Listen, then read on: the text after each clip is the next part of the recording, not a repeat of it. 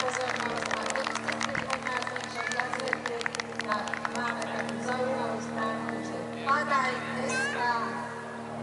Padaj.sk, ale tam nechcem povedať, že máte padať.